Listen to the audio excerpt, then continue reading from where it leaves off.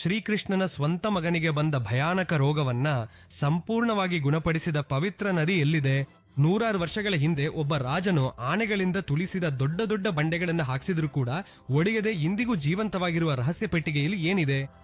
ಗರ್ಭಗುಡಿಯಲ್ಲಿ ಸ್ವಾಮಿಯನ್ನ ನೇರವಾಗಿ ನೋಡಬಾರದು ಎಂದು ಸ್ವಾಮಿಯಿಂದ ಬರುವ ವಿಷಜ್ವಾಲೆಗಳನ್ನು ತಡೆಯಲು ಮಧ್ಯದಲ್ಲಿ ಇಟ್ಟಿರುವ ಆ ಬೆಳ್ಳಿ ಸ್ತಂಭದ ಹಿಂದೆ ಇರುವ ಭಯಾನಕ ಸತ್ಯವೇನು?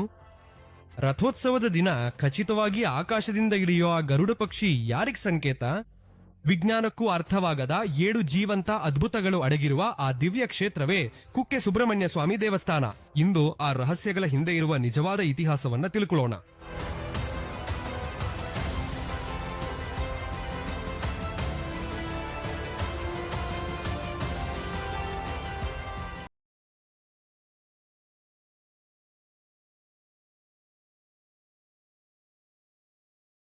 ಈ ಕ್ಷೇತ್ರದ ಇತಿಹಾಸವು ಇತ್ತೀಚಿನದಲ್ಲ, ಇದು ನೇರ್ವ ಕೃತಿಯುಗದ ಕಾಲಕ್ಕುದ.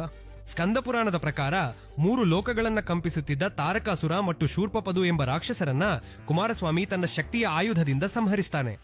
ಆ ಭಯಾನಕ ಯುದ್ಧದ ನಂತರ ತನ್ನ ಸಹೋದರ ಗಣಪತಿಯನ್ನು ಜೊತೆಗೆ ತೆಗೆದುಕೊಂಡು ಸುಬ್ರಹ್ಮಣ್ಯ ಸ್ವಾಮಿ ಕುಮಾರ ಪರ್ವತವನ್ನು ತಲುಪುತ್ತಾನೆ. ದೈತ್ಯರನ್ನು ಸಂಹರಿಸಿದ ತನ್ನ ವೇಲಾಯುಧವನ್ನು ಇಲ್ಲಿಯೇ ಹರಿಯುತ್ತಿರುವ ಪವಿತ್ರ ನದಿಯಲ್ಲಿ ಶುದ್ಧೀಕರಿಸುತ್ತಾನೆ. ಆ ಸಮಯದಿಂದ ಆ ನದಿಗೆ ಕುಮಾರಧಾರ ಎಂಬ ಹೆಸರು ಸ್ಥಿರವಾಗಿದೆ. ರಾಕ್ಷಸ ಸಂಹಾರ ಮಾಡಿ 3 ಲೋಕಗಳಿಗೆ ಶಾಂತಿಯನ್ನು ನೀಡಿದ ಸುಬ್ರಹ್ಮಣ್ಯನಿಗೆ ಕೃತಜ್ಞತೆಯಾಗಿ ದೇವೇಂದ್ರನು ತನ್ನ ಮಗಳಾದ ದೇವಸೇನೆಯನ್ನು ಕೊಟ್ಟು ಇಲ್ಲಿಯೇ ಕುಮಾರ ಪರ್ವತದ ಮೇಲೆ ಮಾರ್ಗಶಿರ ಶುದ್ಧ ಷಷ್ಠಿ ದಿನ ಅತ್ಯಂತ ವೈಭವದಿಂದ ವಿವಾಹವನ್ನು ನಡೆಸುತ್ತಾನೆ. ಸ್ವಯಂ ಬ್ರಹ್ಮ, ವಿಷ್ಣು, ಮಹೇಶ್ವರರು ಈ ವಿವಾಹಕ್ಕೆ ಹಾಜರಾಗಿ ಆ ಪ್ರದೇಶವನ್ನು ಒಂದು ಪವಿತ್ರ ಕ್ಷೇತ್ರವಾಗಿ ಆಶೀರ್ವದಿಸ್ತಾರೆ.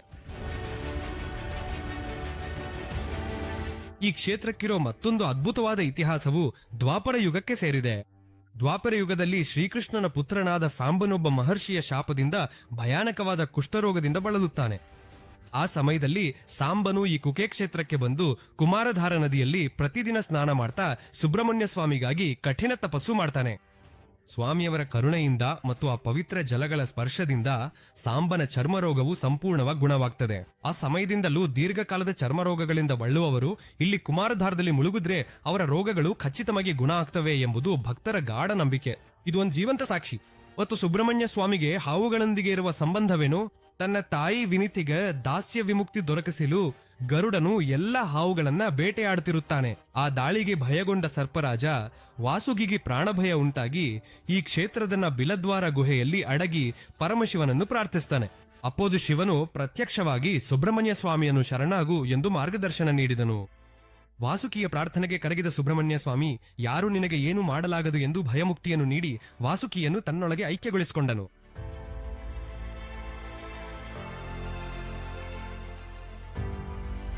ಅದಕ್ಕಾಗಿಯೇ ಇಲ್ಲಿ ಸುಬ್ರಹ್ಮಣ್ಯ ಸ್ವಾಮಿ ಸ್ವತಃ ಸರ್ಪರೂಪದಲ್ಲೇ ಭಕ್ತರಿಗೆ ದರ್ಶನ ನೀಡುತ್ತಾನೆ.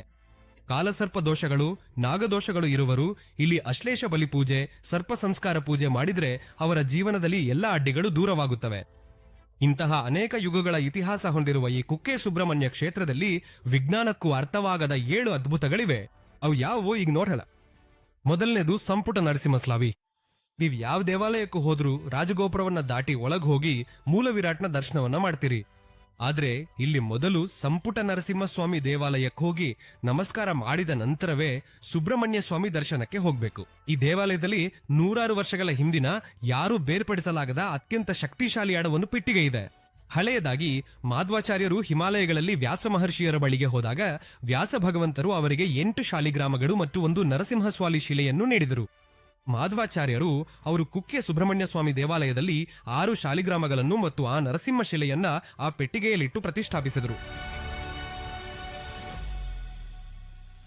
ಎರಡನೇದು ಬಲ್ಲಾಲ್ ರಾಯನ ವಿಗ್ರಹ.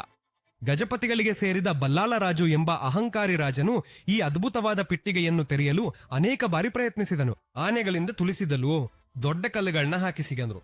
ಬಹಳ ಜನರನ್ನು ಕರೆದು ಇದನ್ನು ಒಡೆದಾಕಲು ಪ್ರಯತ್ನಿಸಿದನು. ಆದ್ರೆ ಯಾರೂ ತೆರೆಯಲು ಸಾಧ್ಯವಾಗಲಿಲ್ಲ. ಆ ಪಾಪದ ಕಾರಣ ರಾಜನಿಗೆ ದೇಹವಿಡೀ ಸುಡುವಂತೆ ನೋವುಂಟಾಯಿತು. ಅದರಿಂದ ತನ್ನ ತಪ್ಪನ್ನು ಅರಿತ ರಾಜನು ಕೂಡ ಕೂಡಲೇ ಮಠಾಧಿಪತಿಯವರ ಬಳಿಗೆ ಹೋಗಿ ಕ್ಷಮೆ ಕೇಳಿದಾಗ ಆ ನೋವು ಕಡಿಮೆಯಾಯಿತು. ಆ ಮಂಟೆಗಳ ತಾಪವನ್ನು ಶಮನಗೊಳಿಸುವ ಸಂಕೇತವಾಗಿ ಆ ದೇವಸ್ಥಾನದ ಆವರಣದಲ್ಲಿರುವ ಬಲ್ಲಾಳರಾಯನ ವಿಗ್ರಹಕ್ಕೆ ಭಕ್ತರು ಇಂದಿಗೂ ಬೆಣ್ಣೆ, ಹತ್ತಿ, ಅವಲುಗಳನ್ನು ಅರ್ಪಿಸ್ತಾರೆ. ಮೂರನೇದು ಬೆಳ್ಳಿ ಗರುಡ ಸ್ತಂಭ. ಇಲ್ಲಿ ಸುಬ್ರಹ್ಮಣ್ಯ ಸ್ವಾಮಿ ಗರ್ಭಗುಡಿಗೆ ಕೇವಲ ದೇವಸ್ಥಾನದ ಅರ್ಚಕರಿಗೆ ಮಾತ್ರ ಪ್ರವೇಶಕ್ಕೆ ಅನುಮತಿ ಇದೆ. ಸಾಮಾನ್ಯ ಭಕ್ತರು ಗರ್ಭಗುಡಿಯ ಹೊರಗಿರುವ ಬೆಳ್ಳಿ ಗರುಡ ಸ್ತಂಭದಿಂದಲೇ ದರ್ಶನ ಮಾಡಬೇಕು. ಯಾಕೆಂದ್ರೆ ಗರ್ಭಾಲಯದ ಒಳಗೆ ಸ್ವಾಮಿಯವರಲ್ಲಿ ಐಕ್ಯವಾದ ವಾಸುಕಿ ಮಹಾನಗನು ಜೀವಂತವಾಗಿ ವಿಷದ ಜ್ವಾಲೆಗಳನ್ನು ಉಗುರುತ್ತಾನೆ ಎಂಬ ನಂಬಿಕೆ ಇದೆ. ಆ ದೈವಿಕ ತೇಜಸ್ಸನ್ನು, ವಿಷದ ಉಷ್ಣತೆಯನ್ನು ಸಾಮಾನ್ಯ ಮಾನವರು ಸಹಿಸಿಕೊಳ್ಳಲು ಸಾಧ್ಯವಿಲ್ಲ. ಅದಕ್ಕಾಗಿಯೇ ಈ ಬೆಳ್ಳಿ ಗರುಡ ಸ್ತಂಭವು ಅಡ್ಡವಾಗಿ ನಿಂತು ಆ ವಿಷಾಗ್ನಿಯನ್ನು ಶಮನಗೊಳಿಸಿ ಭಕ್ತರನ್ನು ರಕ್ಷಿಸುತ್ತದೆ ಎಂಬ ನಂಬಿಕೆ ಇದೆ.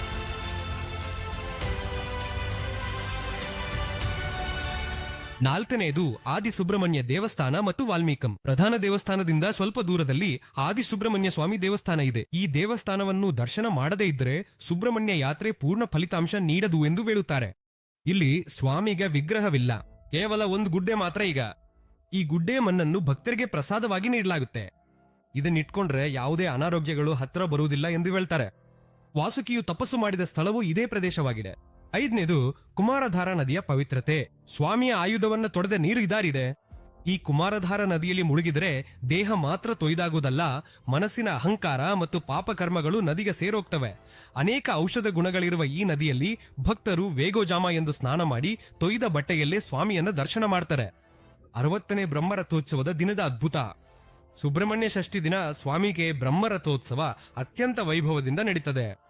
ರಥವು ಚಲಿಸುತ್ತಿರುವ ಪವಿತ್ರ ಸಮಯದಲ್ಲಿ ಆಕಾಶದಿಂದ ಕನಿಷ್ಠ ಒಂದು ಗರುಡ ಪಕ್ಷಿ ಖಚಿತವಾಗಿ ಇಳಿದು ಬಂದು ಸ್ವಾಮಿಯವರ ರಥದ ಸುತ್ತು ಪ್ರದಕ್ಷಿಣೆ ಹಾಕಿ ಹಿಂತಿರುಗುತ್ತದೆ.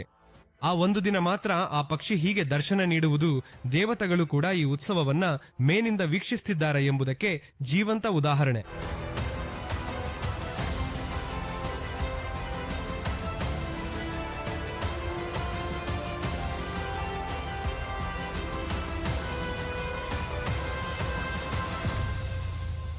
ಏಳನೇದು ಕುಮಾರ ಪರ್ವತ. ದೇವಾಲಯದ ಹಿಂಭಾಗದಲ್ಲಿ ಆಕಾಶವನ್ನು ತಲುಪುತ್ತಿರುವಂತೆ ಕಾಣುವ ಅದ್ಭುತವಾದ ಪರ್ವತವೇ ಕುಮಾರ ಪರ್ವತ. ಟ್ರೆಕ್ಕಿಂಗ್ ಮಾಡೋರಿಗೆ ಇದೊಂದು ಸ್ವರ್ಗ. ಈ ಪರ್ವತದ ಮೇಲೆ ಇರುವ ಒಂದು ರಹಸ್ಯ ದೇವಾಲಯದಲ್ಲಿ ಮಧ್ವಪೀಠದ ಅಧಿಪತಿ ವಿಷ್ಣು ತೀರ್ಥರ ದೇಹವು ಜೀವಂತವಾಗಿಯೇ ತಪಸ್ಸು ಮಾಡ್ತಿದ್ದು, ಭವಿಷ್ಯದಲ್ಲಿ ದೇವರು ನಿರ್ಧರಿಸಿದ ಸಮಯದಲ್ಲಿ ಅವರು ಇಳಿದು ಬಂದು ಈ ಭೂಮಿಯಲ್ಲಿ ಧರ್ಮವನ್ನ ಸ್ಥಾಪಿಸುವರೆಂದು ಭಕ್ತರ ಗಾಢ ನಂಬಿಕೆ. ಇಲ್ಲಿ ಪ್ರತಿಯೊಂದು ಹೆಜ್ಜೆಯಲ್ಲಿಯೂ ಆಧ್ಯಾತ್ಮಿಕ ಕಂಪನೆಗಳನ್ನ ಅನುಭವಿಸಬಹುದು. ಈ ಭೂಮಿಯಲ್ಲಿ ಕೆಲವು ಕ್ಷೇತ್ರಗಳಿಗೆ ಅವು ನಾವು ಹೋಗುವ ಸ್ಥಳಗಳಲ್ಲ, ಆ ದೈವವೇ ನಮ್ಮನ್ನ ತನ್ನ ಬಳಿ ಕರೆಯೋ ದಿವ್ಯ ರಹಸ್ಯಗಳು. ಅಲ್ಲಿ ಕಾಲಿಟ್ಟ ಕ್ಷಣದಲ್ಲೇ ಅಲ್ಲಿನ ಗಾಳಿ ನಮಗೆ ಭಕ್ತಿ ಅನುಬೋಧಿಸ್ತದೆ. ಹರಿಯೋ ನದಿ ಪವಿತ್ರತೆಯನ್ನು ಹಂಚಿಕೊಳ್ತದೆ. ಇದು ಕುಕ್ಕೆ ಸುಬ್ರಹ್ಮಣ್ಯ ಕ್ಷೇತ್ರ. ಇದು ಕೇವಲ ದರ್ಶನ ಮಾಡಿ ಹೋಗುವ ಸ್ಥಳವಲ್ಲ, ದೈವಶಕ್ತಿಯನ್ನು ಕಣ್ಣಾರೆ ನೋಡಿ ಮನಸಾರೆ ಅನುಭವಿಸುವ ಆ ಭಾವನೆ. ಪರ್ವತಗಳಿಂದ ನಿಶ್ಶಬ್ದವಾಗಿ ನಿಂತಿರುವ ಕುಮಾರ ಶಿಖರವು ಯುಗಗಳ ಸಾಧನೆಯನ್ನು ಹೊತ್ತಿರುವ ಸಾಕ್ಷಿ. ಕುಕ್ಕೆ ಯಾತ್ರೆ ನಿನ್ನ ಆತ್ಮಕ್ಕೆ ಕೇಳಿಸಿಕೊಳ್ಳುವ ಒಂದು ಅದೃಶ್ಯ ಆಹ್ವಾನ. ಅಹಂಕಾರವನ್ನು ಬಿಟ್ಟು ಭಕ್ತಿಯಿಂದ ಶರಣಾಗತಿ ಬೇಡಿದಾಗ ಮಾತ್ರ ಆ ದೈವ ನಿನ್ ಕೈ ಹಿಡಿಯತ್ತಾನೆ. ಇಲ್ಲಿಡೋ ಪ್ರತಿಯೊಂದು ಹೆಜ್ಜೆ ನಮ್ಮ ಹಿಂದಿನ ಜನ್ಮಗಳ ಪ್ರಾಯಶ್ಚಿತ್ತ. ಮಾಡೋ ಪ್ರತಿಯೊಂದು ನಮಸ್ಕಾರ ಈ ಜನ್ಮಕ್ಕೆ ದೊರಕಿದ ಉತ್ತರ. ಈ ವಿಡಿಯೋ ನಿಮ್ಗೆ ಇಷ್ಟವಾದ್ರೆ ವಿಡಿಯೋನ ಲೈಕ್ ಮಾಡಿ, ವಿಡಿಯೋ ಹೇಗಿತ್ತು ಎಂದು ಕಮೆಂಟ್ ಮಾಡಿ. ಹಾಗೆಯೇ ನೀವು ಕುಕ್ಕೆಗೆ ಎಷ್ಟು ಬಾರಿ ಹೋಗಿದ್ದೀರೋ ಕಮೆಂಟ್ ಮಾಡಿ. ಓಂ ಸುಬ್ರಹ್ಮಣ್ಯಾಯ ವಹ.